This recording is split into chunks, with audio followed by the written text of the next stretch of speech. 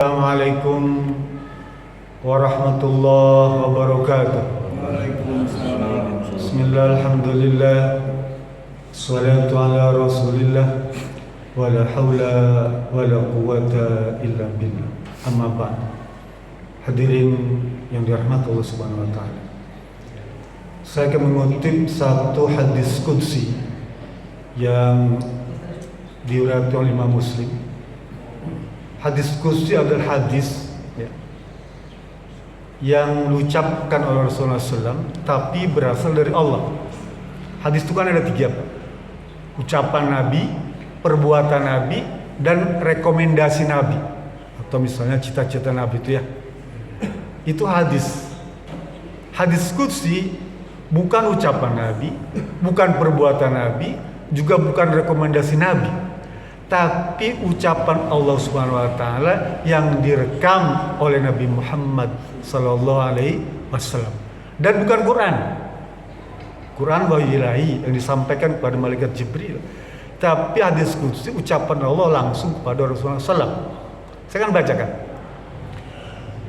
Kata Rasulullah SAW dalam hadis qudsinya, Allah berkata, qasamtu sholata baini wa bainal abdi nisfain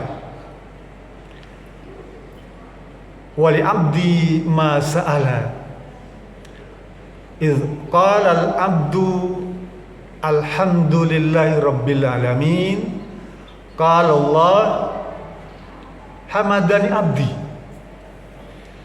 idh qala al abdu ar-rahmanir rahim qala Allah asna alayya abdi idh qala al-abdu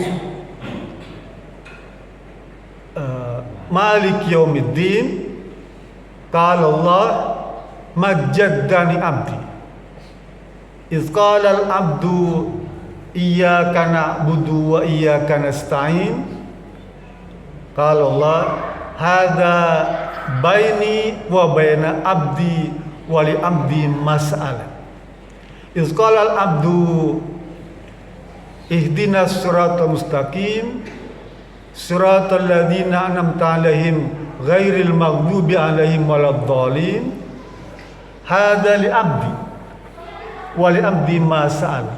Atau kama qala, hadis qudsi dalam kitab Sahih Imam Muslim.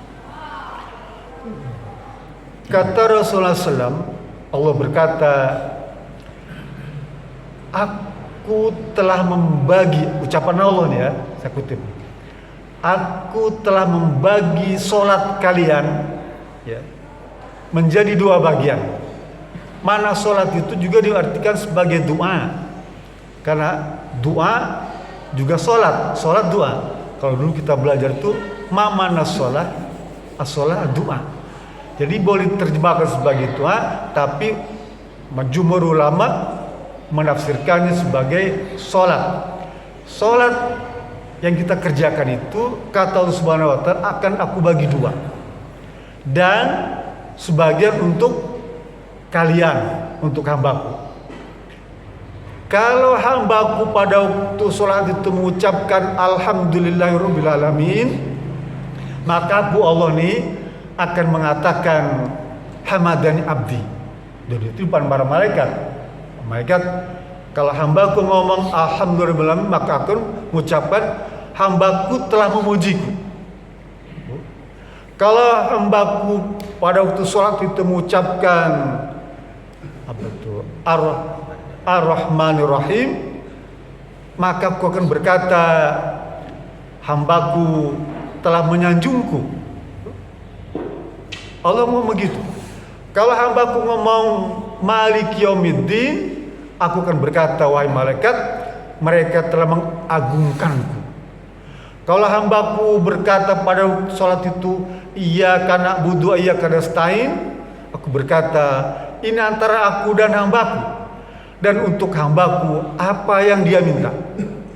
Kalau hambaku mengucapkan ihdinas siratal mustaqim sampai waladhdallin itu, maka aku akan berkata hadza li abdi, ini untuk hambaku, wali abdi masalah, dan apa yang hambaku minta akan aku berikan. Shadaqallahu alazim.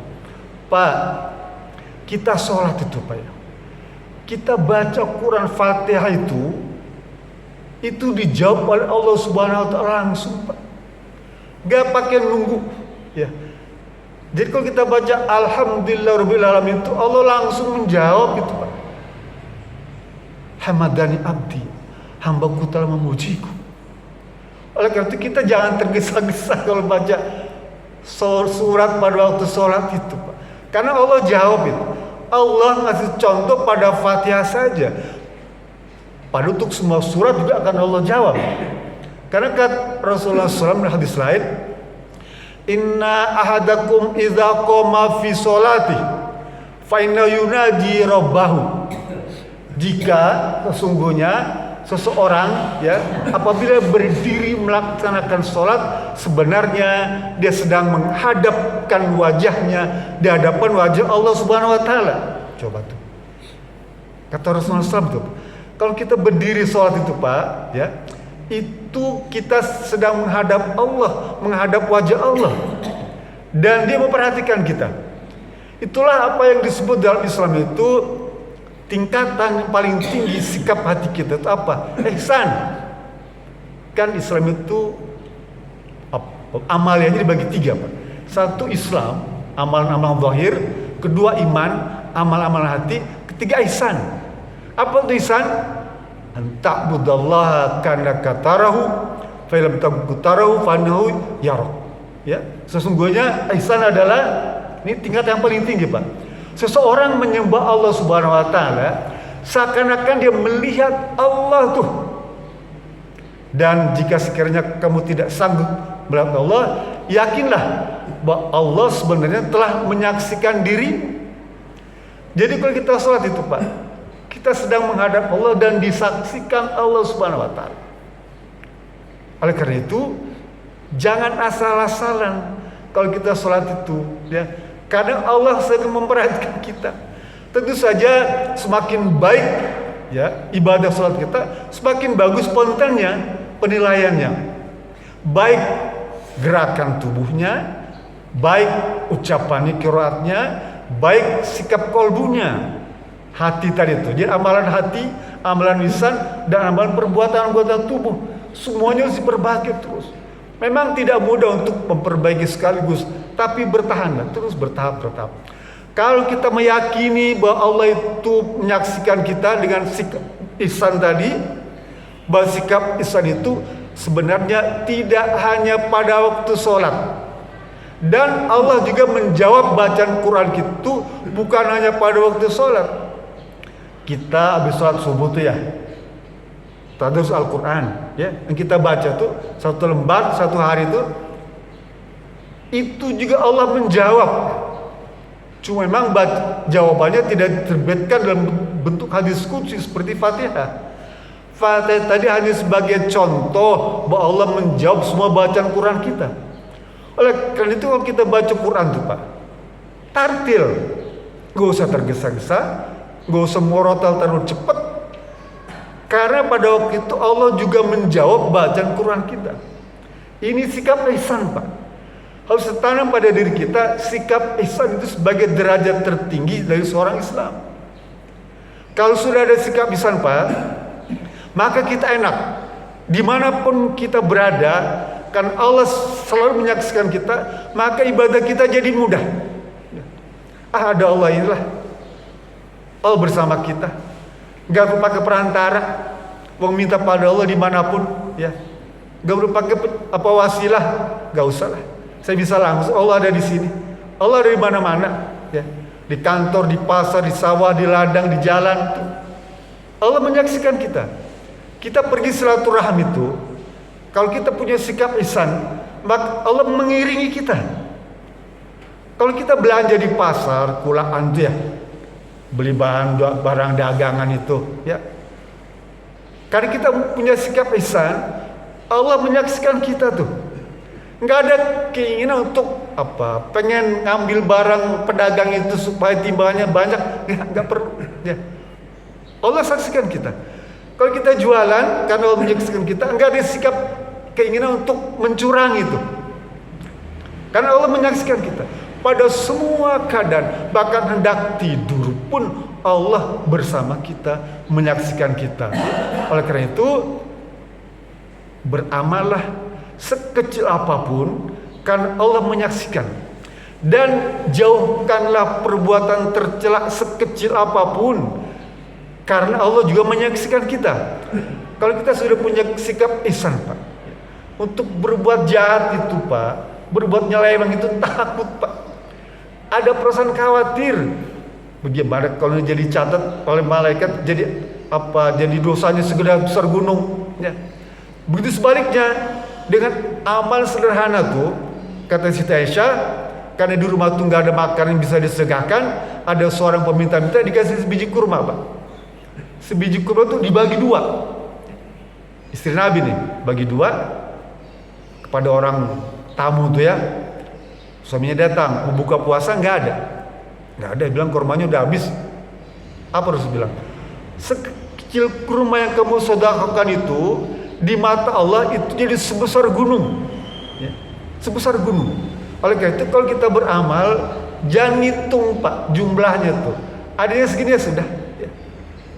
Itu akan menjadi besar, Pak, perbuatan baik, dan itu diperhatikan oleh Allah Subhanahu Wa Taala sekecil apapun. Begitu juga perbuatan jahat sekecil apapun, bahkan dia bisa menjadi besar tuh hukumannya, ya.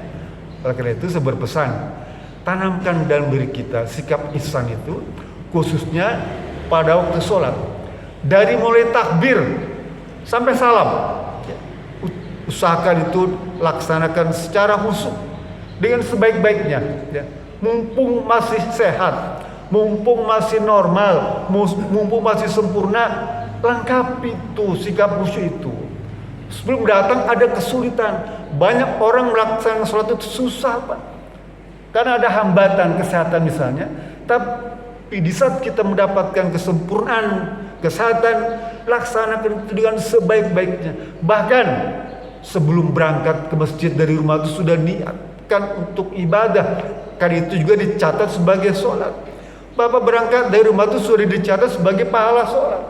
Semua langkahnya kanan kiri itu, ya, semuanya dicatat sebagai amalan sholat.